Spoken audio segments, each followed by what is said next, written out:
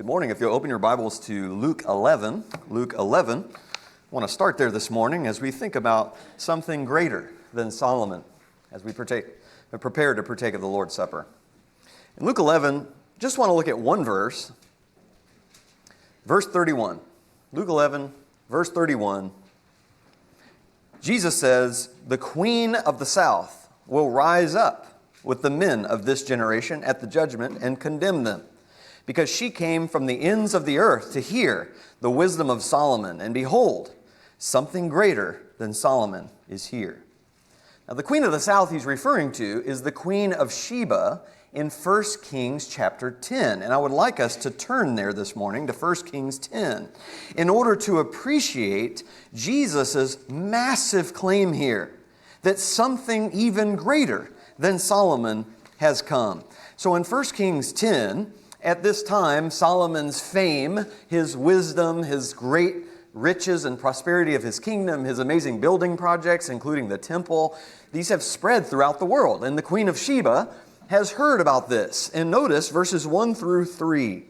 It says, when the Queen of Sheba, 1 Kings 10:1, when the Queen of Sheba heard about the fame of Solomon concerning the name of the Lord, she came to test him with difficult questions. She came to Jerusalem with a very large retinue, with camels carrying spices and very much gold and precious stones. And when she came to Solomon, she spoke with him about all that was in her heart. Solomon answered all her questions. Nothing was hidden from the king, which he did not explain to her.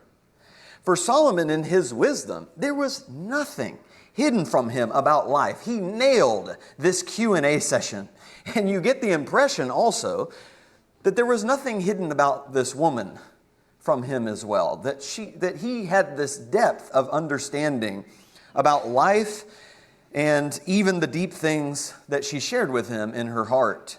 And so in verses 4 and 5, when the Queen of Sheba perceived all the wisdom of Solomon, the house that he had built, the food of his table, the seating of his servants, the attendance of his waiters in their attire, his cupbearers, and his stairway by which he went up to the house of the Lord, there was no more spirit in her.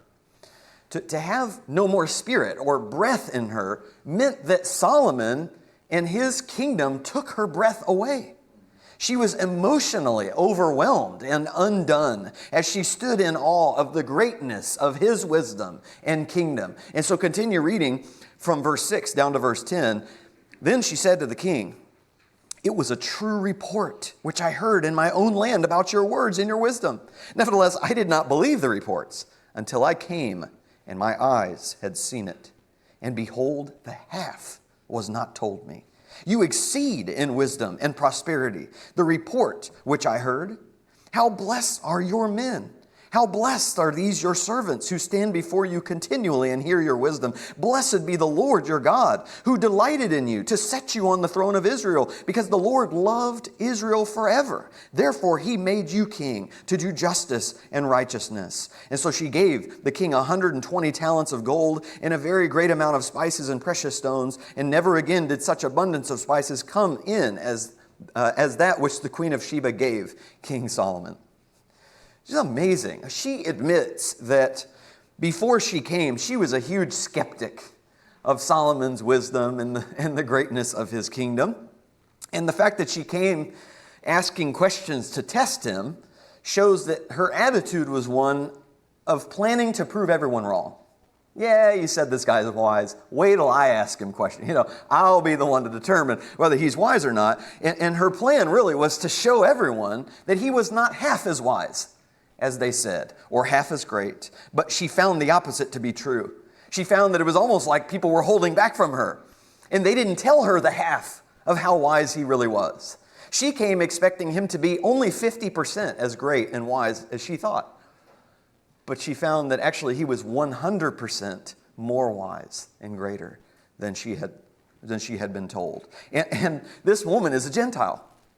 And yet she acknowledges and blesses the one true God because of this great king. And she says, "For God to give you all such a great king is proof of how much he loves you. He must love Israel so much to give them such a great king, to bless this nation with such peace and prosperity." Now, when you understand all this background, Think about what a massive claim Jesus made about himself in Luke 11:31. He's saying he is an even wiser king than Solomon. He's saying that as great as Solomon's kingdom was with all of the peace and the prosperity and justice and righteousness, he came in to bring an even greater kingdom than that.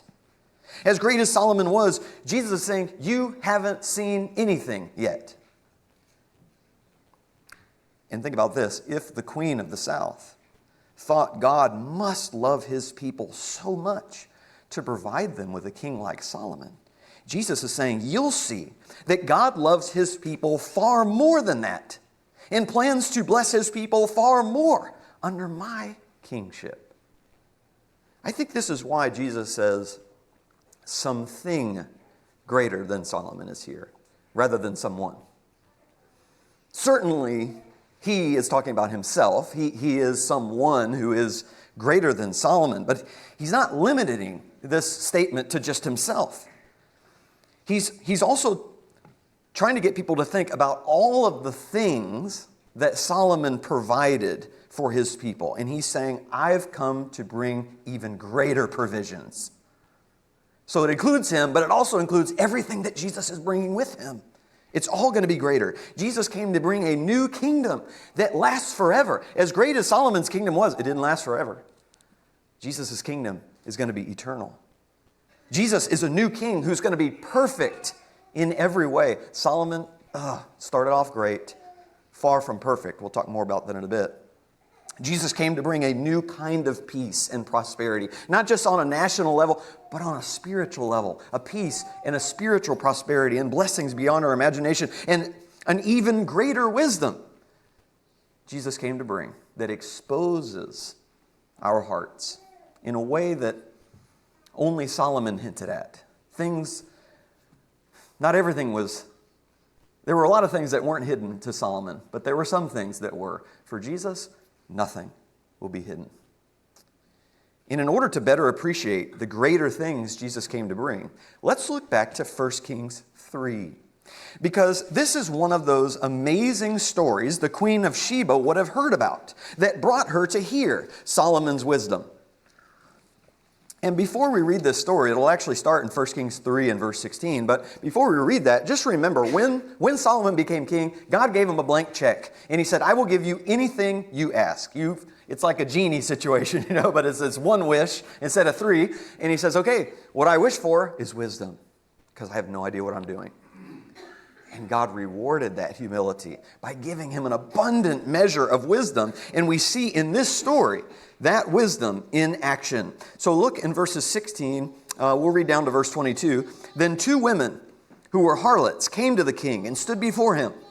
The one woman said, "Oh, my lord, this woman and I live in the same house, and I gave birth to a child while she was in the house. And it happened on the 3rd day after I gave birth that this woman also gave birth to a child, and we were together, and there was no stranger with us in the house, only the 2 of us in the house. This woman's son died in the night because she lay on it. So she arose in the middle of the night and took my son from beside me while your maidservant slept and laid him in her bosom and laid her dead son in my bosom. And when I arose in the morning to nurse my son, behold, he was dead. But when I looked at him carefully in the morning, behold, he was not my son, whom I had born." Then the other woman said, "No, for the living one is my son, and the dead one is your son." But the first woman said, "No, for the dead one is your son, and the living one is my son." And thus they spoke before the king. Now let's pause and appreciate how difficult this case really was. I mean, they had no DNA testing. There's no way to find out whose child this is. I mean, sometimes with babies, you can look at them and tell, like, oh, they sort of resemble their parent. But when they're only a few days old, like these babies were, that's very hard to tell. And they also didn't have polygraphs back then. So he couldn't hook them up to lie detector tests to determine who was telling the truth. This is a case of she said, she said. And that's really what happened. That's how he summarizes it in verse 23. Let's read verse 23 to 28. Then the king said, "Well, the one says, 'This is my son who is living, and your son is the dead one.' And then the other says, 'No, for your son is the dead one, and my son is the living one.' The king said, 'Get me a sword.' So they brought a sword before the king. And the king said, 'Divide the living child in 2, and give half to the one and half to the other." Well, then the woman whose child was the living one spoke to the king, for she was deeply stirred over her son, and said, "Oh, my lord, give her the living child, and by no means kill him." But the other said, "He shall be neither mine nor yours. Go ahead and divide him." Then the king said, "Give the first woman the living child, and by no means kill him. She is his mother." And when all Israel heard of the judgment which the king had handed down, they feared the king, for they saw that the wisdom of God was in him to administer justice. Now, when Solomon asked for this sword, he did not actually intend to kill this baby. He would not have done that. But what he did do, rather than intending to use the sword to cut this baby in half, he intended to use this sword to cut the hearts of these women in half, so that he could see clearly what was inside. So you might say the real sword were his words, saying he was going to cut this baby in half. And he used the sword of his mouth to expose their hearts. Remember what the Queen of Sheba said? Nothing was hidden from the king. Here, nothing is hidden from Solomon. The sword lays everything bare. And what he saw were two radically different hearts. The first woman revealed to Solomon that she loved her child even more than she loved herself. She was willing to sacrifice her motherhood if it meant her child could live. She truly loved this child because you could tell it was her goal. She knew it was her purpose in life to ensure a good life for her child, even if it meant giving up a good life for herself. The second woman, though, she revealed to Solomon that she loved herself more than she loved this child. The sword exposed that motherhood was an idol in her heart. And if she couldn't have motherhood, well, then nothing else mattered, not even the life of this other woman's child. Motherhood was so important to her, she was willing to see this child killed so she wouldn't be the only one to lose her motherhood. If she can't be a mother, well, then no one can. And the sword of Solomon's mouth exposed the true mother and the true monster. His wisdom brought justice so that the righteous woman, the true mother, was rewarded, and the wicked woman, the monster, was left to face the consequences of her evil heart. And notice, in Solomon's wisdom, the kind of person rewarded in his kingdom was the one who was willing to give up her life as a mother. In Solomon's kingdom, it was the one who gave up her life, who found her life restored. But the one who refused to give up her idol was left ashamed and alone. And what's more, this is a king willing to allow two harlots into his court to hear their case. That's pretty astounding. Most kings would say, "Look, I'm too noble to be dealing with, wretches like you, these irreputable people." I mean, he could have just said, "This is what you get for being harlots, now get out." But he didn't. Instead, he took the time to listen and to ensure justice was done, even for prostitutes, the lowliest of the low. Look in one more passage with me, Isaiah 11. Isaiah 11. Because here's a prophecy about what Jesus would be like 700 years before he came.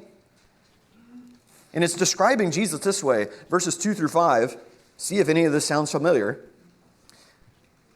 "The Spirit of the Lord," verse 2, Isaiah 11:2, "will rest on him, the Spirit of wisdom and understanding, the Spirit of counsel and strength, the Spirit of knowledge and the fear of the Lord. And he will delight in the fear of the Lord. And he will not judge by what his eyes see, nor make a decision by what his ears hear. But with righteousness he will judge the poor, and decide with fairness for the afflicted of the earth. And he will strike the earth with the rod of his mouth, and with the breath of his lips he will slay the wicked. Also righteousness will be the belt about his loins, and faithfulness the belt about his waist." Did you notice all the links back to Solomon? Like Solomon, Jesus is going to have a supernatural measure of wisdom. Like Solomon, he won't judge based on appearances or the way things sound on the surface based on he said, she said situations. No, he's going to get to the truth of the matter. He's going to go beneath the surface. Like Solomon, he's a king who rules with justice and righteousness and associates with the poor and advocates for the lowly and the afflicted. Like Solomon, he slays the wicked with the breath of his mouth. He uses his words like a rod to punish the wicked. In fact, in Isaiah 49 and verse 2, Jesus' mouth is said to be like a sharp sword. And though he's described like Solomon in these verses, he's greater than Solomon in every way. He not only has wisdom from God, he is wisdom incarnate. And there are no answers in life hidden from him. When Solomon wrote Ecclesiastes, he was saying, there's a lot of stuff I still don't understand about life. That's not the case with Jesus. He understands everything. And Solomon, he had to work to get to the truth and to expose people's hearts. Jesus just read people's minds. Jesus, like having X-ray vision, saw past the way that people and situations appeared on the surface, and he saw every idol in people's hearts. And he had a way of using his words to hold a sword over the things that mattered most to people in life and saying, we're going to kill this thing that is most important to you, and to see where their heart really was. So for instance, like the rich young ruler, when Jesus held a sword over his riches and said, let's kill your wealth, he said, oh no, I can't let that go. He held a sword over the pride of the Pharisees. They wouldn't let it go because they had idols in their heart. And that's what Jesus does. He holds a sword over the things that have become most precious to us in life, our riches, our comfort, our careers, and yes, even our children, to test our hearts and see if we love him more than anything else in the world. In fact, he said, I did not come to bring peace, but a sword, and to set a man against his father and mother. And if you love your mother and father more than you love me, you're not worthy of me. And while Solomon ruled with justice and righteousness, it was only temporary. And his heart was turned away from God. And he ended up turning to idolatry. Yet Jesus' justice and righteousness are eternal. His wisdom and reign are far greater than Solomon's in every way, and especially in this final way as we wrap things up here. In the story with the two women, Jesus wasn't just like King Solomon. He was like this true mother. That mother was willing to allow the sword to destroy her own life rather than to let it destroy her child. And likewise, the sword of God's judgment was held over us all for our sin. And yet Jesus said to his Father, take my life and not theirs. In Luke 17:33, Jesus said, whoever seeks to keep his life will lose it. Whoever loses his life for my sake will find it. Solomon was able to pinpoint and define the truly righteous woman who was willing to lose her life to find it. But here, Jesus was like that righteous one. Jesus was both king, like Solomon, who had everything in the world, but he also was willing to become a nobody, like this woman, who gave up everything he had in the world in order to save us.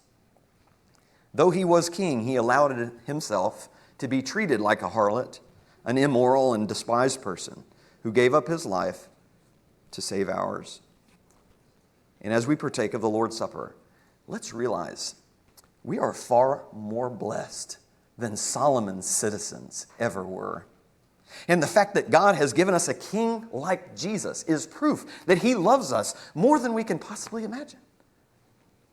And let's allow Jesus to take our breath away and to realize whatever we've learned so far in our lives about Jesus, there is so much more.